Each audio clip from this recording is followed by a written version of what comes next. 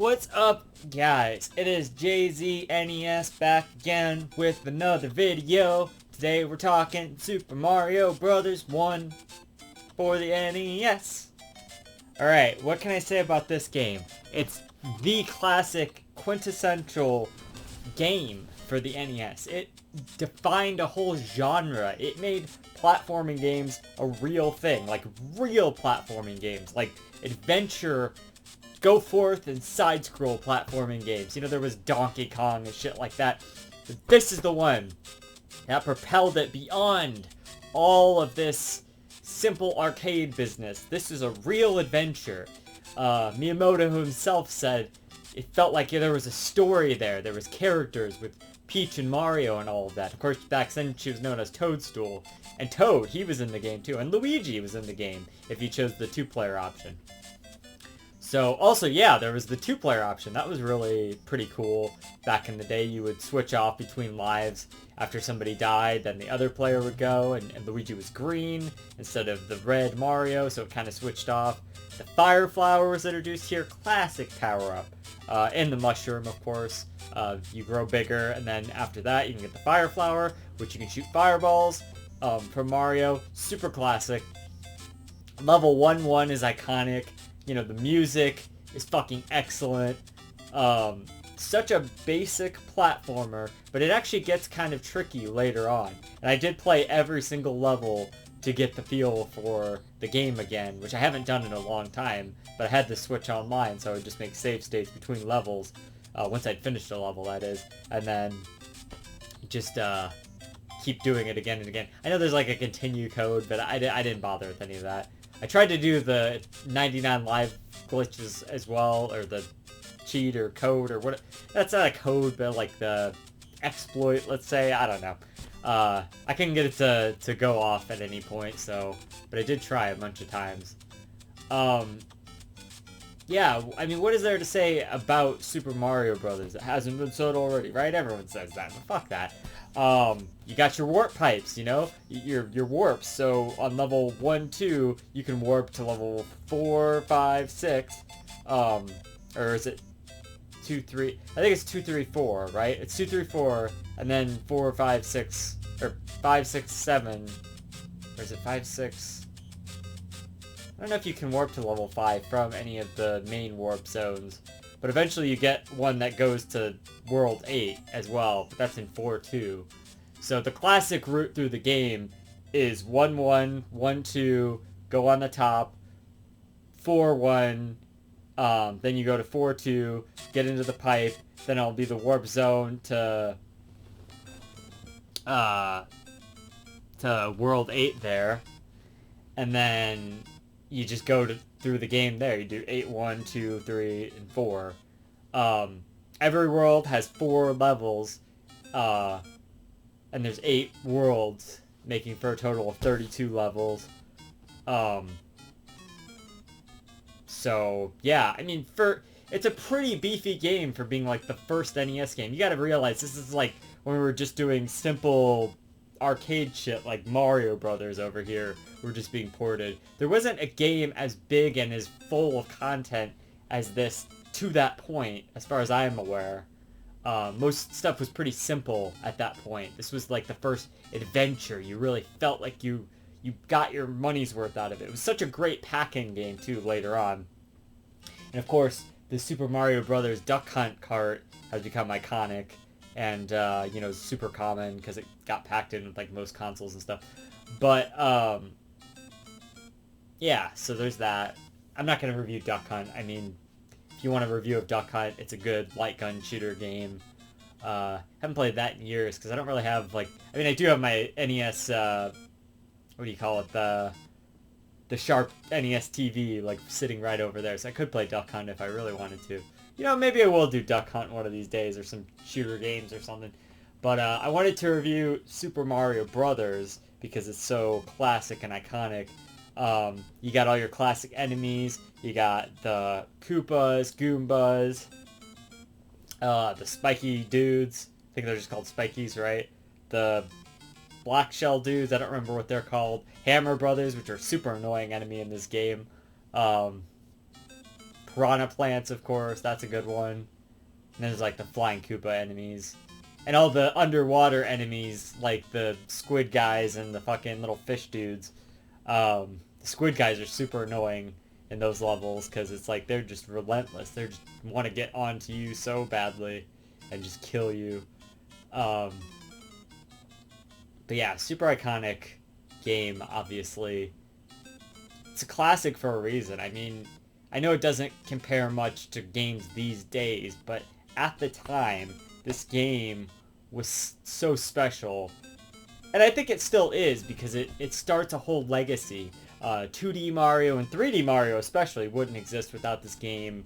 Most platforming games wouldn't exist without this game. It was such a blueprint for what a platformer could be on the NES, like should be.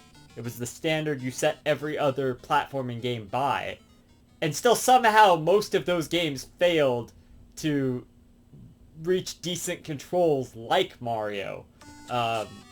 Which is super strange because it was like one of the first NES games, you know, like so early on in the console. It wasn't the first, but it was one of them. So yeah, I mean, and Mario's such an iconic character, you know.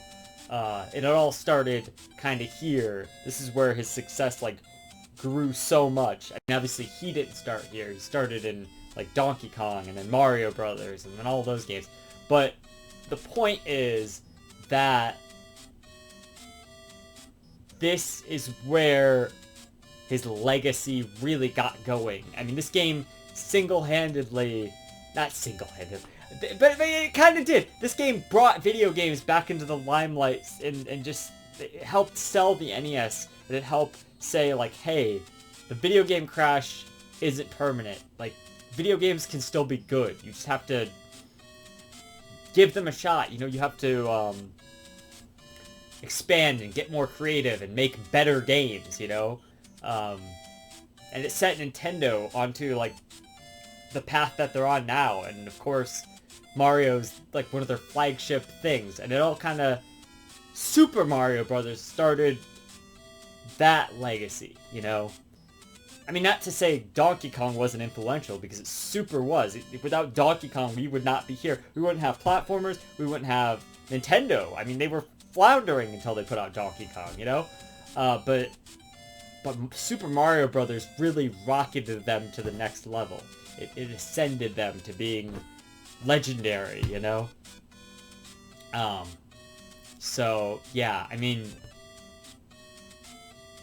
It's just an amazing NES game. But compared to some of the later Mario Brothers and stuff, you know, obviously it's not as good, but you have to look at it in the time, in the context of when it came out, and it's still a fun game to play today, and I will not fault it for that. I had a lot of fun playing it through it all today. And yeah, I mean, it's just a good time to play, you know?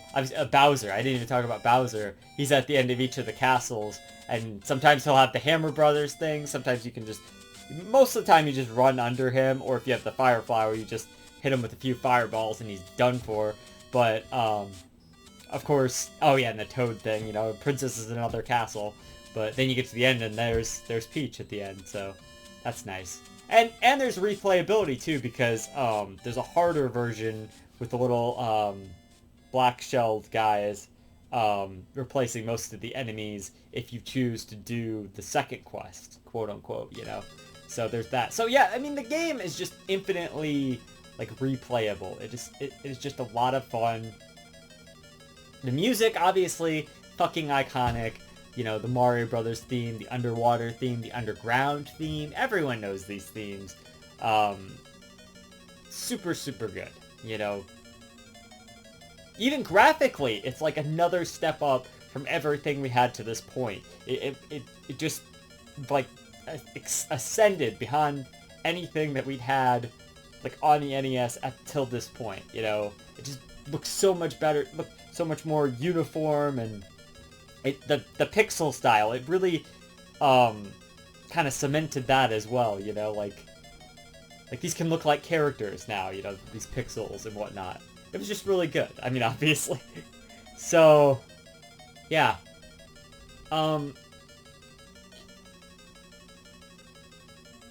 Yeah, I think, and there were secrets everywhere, too. Like, there was power-ups hidden places, 1-ups hidden places, the iconic coins, which you get 100 of and you get an extra life kind of thing.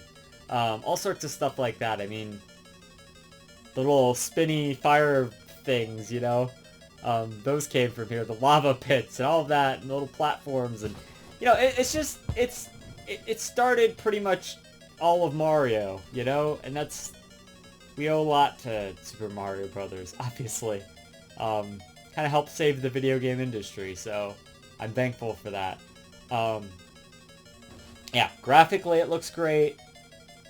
Music-wise, it sounds great. Gameplay-wise, it still holds up. I mean, it's nothing like super complex, but it has all of the basic staples of Mario, and it sets the legacy for what's to come.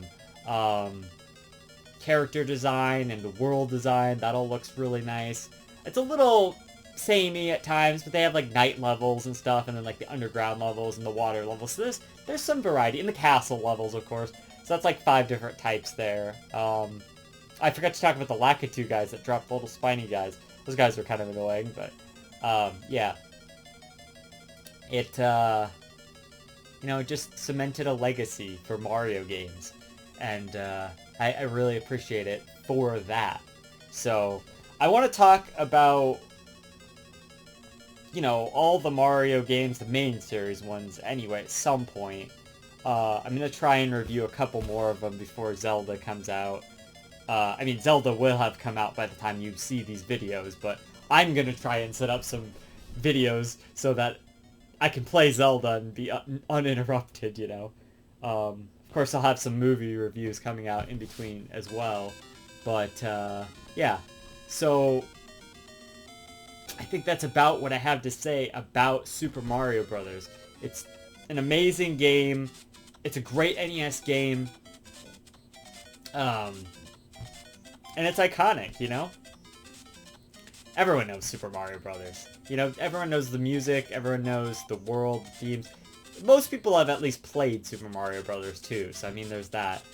But yeah, I just think it's a great game. So for an NES game, 10 out of 10 kind of NES game, for its legacy, for its music, for its gameplay.